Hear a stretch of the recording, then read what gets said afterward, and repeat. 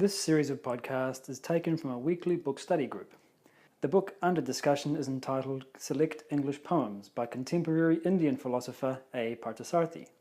It explores some of the key concepts of the ancient philosophy of Vedanta. The book contains 20 poems in all. This series comprises several of these. The discussion is led by myself, Glenn Callahan of Vedanta Institute, Los Angeles. Links to the websites of both the author as well as Vedanta Institute LA can be found in the description. They are respectively vedantaworld.org and vedantala.org. The poem currently under discussion is The Turkey and the Ant by John Gay. In other men we faults can spy and blame the mote that dims their eye. Each little speck and blemish find, to our own stronger errors blind. A turkey, tired of common food, forsook the barn and sought the wood. Behind her ran her infant train, collecting here and there a grain.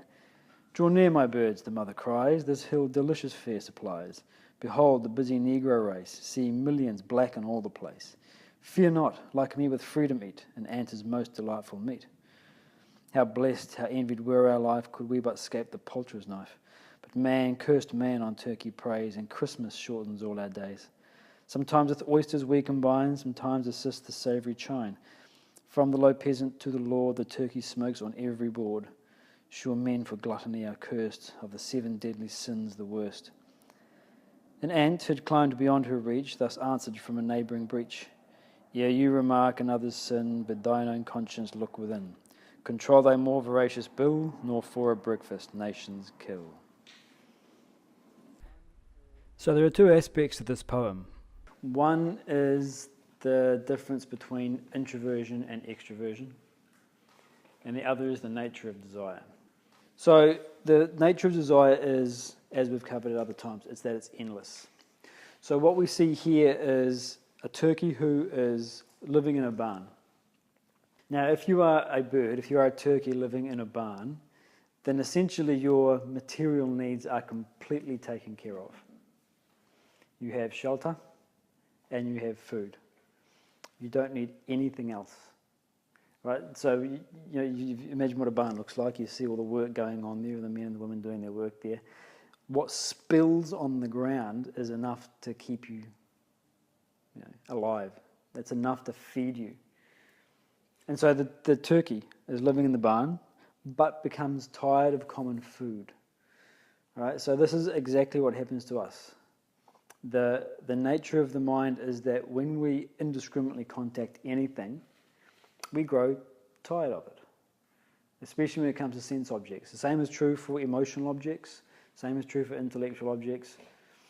The difference is that the sense objects, they wear out much quicker. Emotional objects will take a little bit more time, intellectual objects take a little bit more time, but sense objects have this immediate gratification. They also have the shortest half-life. So when we indiscriminately contact anything, we get saturated. It becomes normal, it loses its taste, it loses its punch. So what's happening? This is exactly what's happening here. The turkey is getting tired of common food. And so a desire for variety comes up. I want something different. I'm used to this, I want something else. And so she goes searching. So she leaves the protection of the barn and goes searching in the woods and finds what she's looking for. Finds a whole bunch of ants and starts eating. So first of all, she'll naturally have a desire for food and shelter. That is taken care of. Once that desire is taken care of, what happens? Desire for variety comes to the surface. And so she goes searching for variety. That gets taken care of. She finds the ants. The moment that gets taken care of, another desire rises to the surface. This time it's for security. So the moment she starts eating, or the moment her hunger is satisfied, how blessed, how envied were our life, could we but escape the poulterer's knife. She wasn't even thinking about that until these other more pressing desires were satisfied. So the lesson to draw from this, everything that we are pursuing it feels to us like this is the most important thing. The mind has this feeling that when this is taken care of, then I will have achieved a sense of satisfaction in life. So you want to study, you want to gain a degree. You don't really think too much beyond it. You know that there's something beyond it, but the mind doesn't really feel much beyond it, so you get the degree. And then the desire arises for some sort of career. So you get into a career. That gets taken care of. Something else rises. Family. So you get into a family. That gets taken care of. Something else rises. The problem is that we don't stop to recognize that the state of lacking something, which is inherent in all desire, we've covered this before, we can only desire what we lack. What we don't stop to recognize is that that sense of lacking something, that sense of incompleteness, is not going to disappear by fulfilling the desire itself. The state that I'm in right now, the state of wanting, the state of lacking, the state of incompleteness, that will continue when I have acquired the object that I'm currently searching for. The mind does not recognize this. The intellect can think about it, the intellect can understand it, appreciate it, and agree with it. Yes, it's true. All through my life I've been searching for something, got it, and then had to go for something else, and something else, and something else. You know, when we sit and think about it and talk about it, it makes sense to us. But when we actually live our lives, that agreement that we've had when we think about this notion, it flees. Because the mind cannot understand this. The mind just feels a sense of lacking, and it feels something that it wants. But if we reflect upon this notion, the more we reflect upon it, what we recognize is that I want that thing, whatever it happens to be, a degree, a career, a family, etc. When I get it, I will be in the exact same state of longing as I am now. The only difference is that the object of longing will be different. So again, as we've covered any number of times, it doesn't mean that we don't go and fulfill those objects. It could be that if we don't fulfill the object, then we're going to be continually frustrated. While we are pursuing the object, we should recognize that I'm going to feel the exact same way when I've got it. Once I've got this thing, a short while down the track after that, this is exactly how I'm going to feel again. Fine, recognize that and then pursue the object. If I understand the nature of desire is that it is endless, if we can maintain that awareness that desire is endless, I know not what I want. I don't know what I want. If we can recognize that, then exactly this. We become a little more objective to it. We may still choose to go through the desire and fulfill it. But as you're pointing out, we're no longer gripped by the desire in the same way. We're no longer as dependent upon the result. So we drop the fruit, or that clinging attachment to the fruit, we drop it to some small degree. It won't be perfect, but to some degree we just drop that clinging attachment. So that makes us internally more peaceful. It actually also makes us more likely to achieve the object. The way to gain anything is to lose it. So when he says the way to gain anything to lose it, he means lose the clinging attachment to it. So you lose that clinging attachment by defusing the mind. You defuse the mind by knowledge. So this is the first aspect, that the desire in the mind is endless. So this is the first aspect, is that desire is endless. The second aspect that the poem covers is the difference between introversion and extroversion. The mind that is extroverted, what that means is that it is always running out into the external world. It's always running away from the self, away from me, and out into the external world. It's pursuing that. Right, so whenever we use this idea of pursuing something, pursuit is not referring to the action we perform. Right? Pursuit is referring to what the inner person, or where the inner personality is directed. So you see a businessman out working hard, making money, making deals, all the rest of it. It's easy to sit back and say that guy, all he wants is material wealth. It's easy to get the impression that he's pursuing material wealth because we see that that's the action he's performing. So the action is definitely aimed at acquiring material wealth, but that doesn't mean he's pursuing it. So when we talk about pursuing it, what we're talking about is what is the inner personality looking to achieve? What's the direction of attention of the mind? So an extroverted mind is one that is pursuing something outside itself for that sense of satisfaction.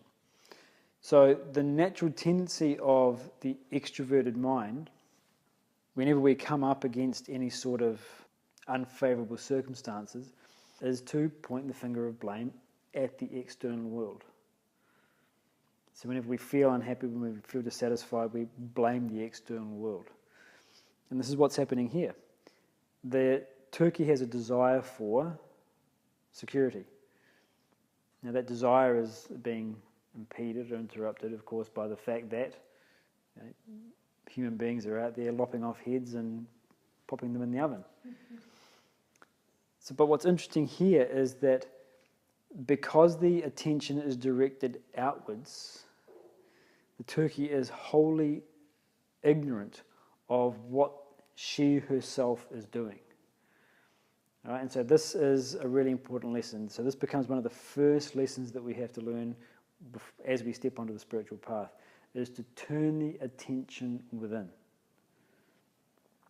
This is the whole idea of an introverted practice. An introverted practice means that we take the attention inward. So we pursue something inwardly. So that's the notion again. You see the businessman making deals, making money. That's his activity in the world. That's his swadharma. His pursuit may be purely internal.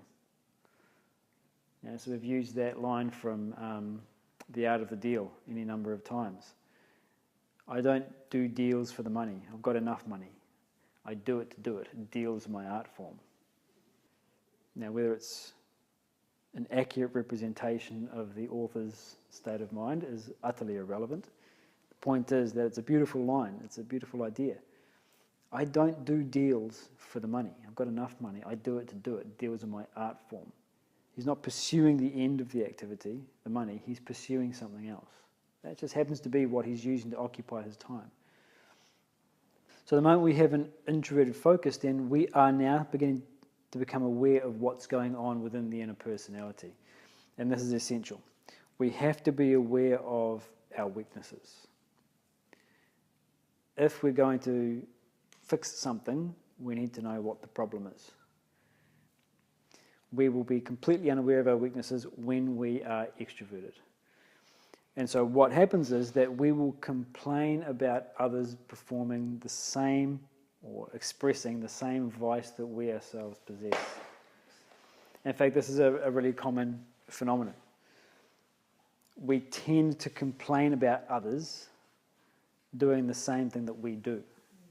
And so it's not always the case, but the moment we look at another person and we are irritated by their activity or something they have done or something they have not done or a particular trait or a temperament, the first thing we should do is say, where do I do that? So it's not a hard and fast rule that if I'm irritated by what you do, then it means I do it. It's not like necessarily a cause-effect relationship. A simple example. Now let's say you're very, very lazy. And no one calls them out on it, and it gets me furious. Now, it might not be that, well, I must also be lazy. In fact, no, I'm not. I've got a fanatic attachment to being, to work, to doing, and all the rest of it. But I have a desire for recognition. Don't you see how much work I'm doing? And so my desire to be recognised for the work I'm doing, when I see someone else who doesn't do work and doesn't get called out on it, that frustrates me. So the fact that I'm irritated by your laziness doesn't mean, therefore, I must be lazy. It's not a necessary correlation. But it is an excellent place to start. It is the best place to start. So the moment we see, take laziness, guy doesn't do anything. The first thing we should say to ourselves is, well, what is it that frustrates me? So identify it, laziness, say.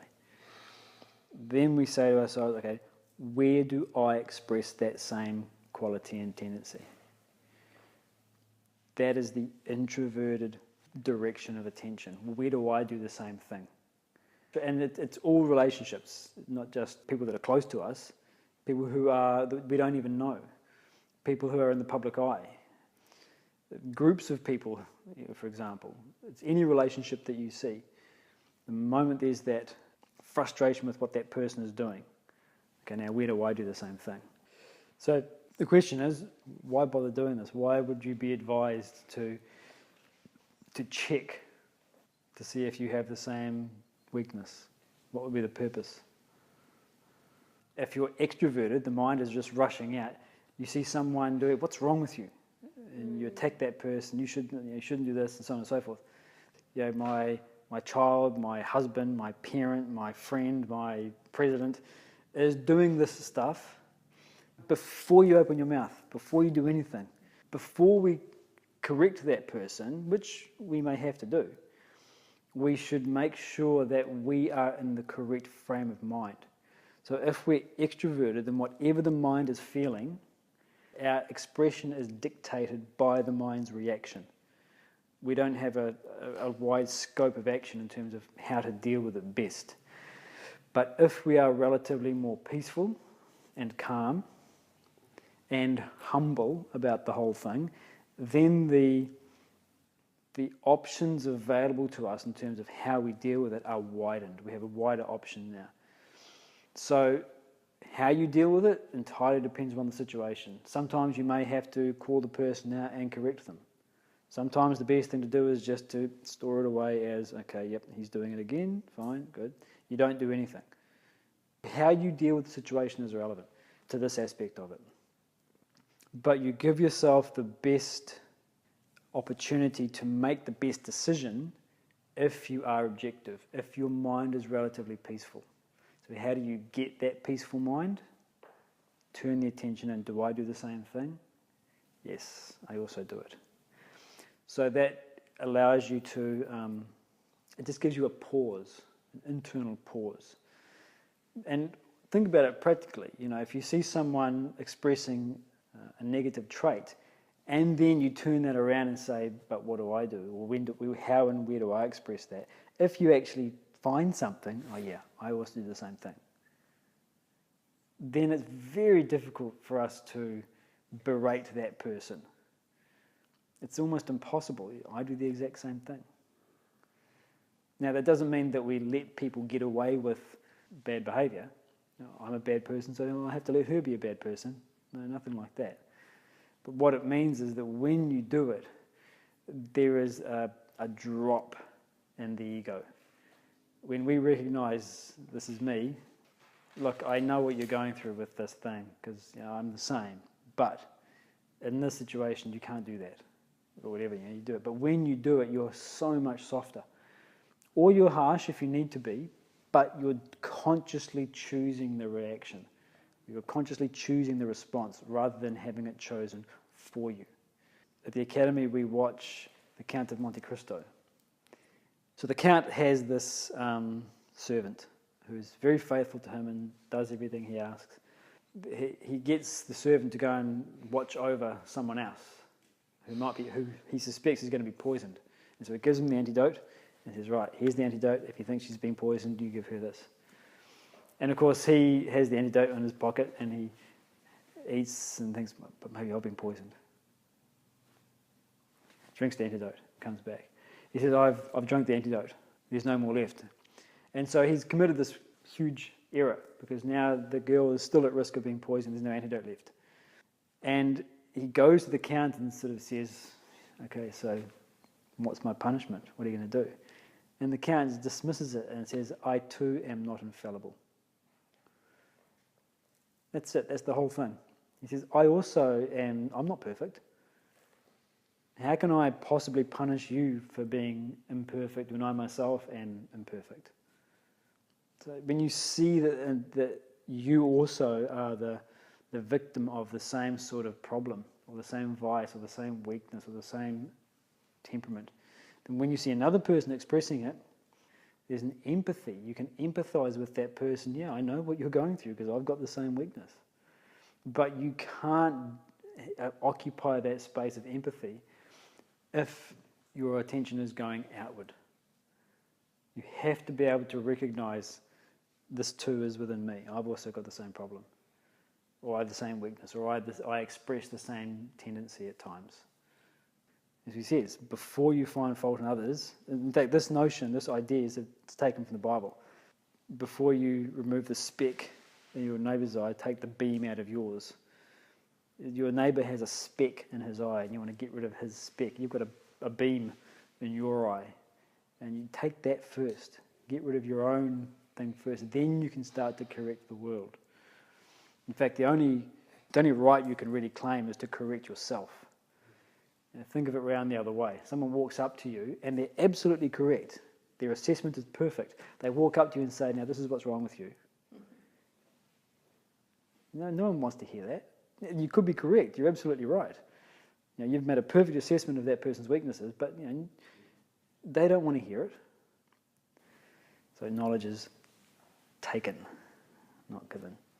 But we want to give our advice and give our correction to the different people in our world. So the only right that we can really claim is to correct ourselves first.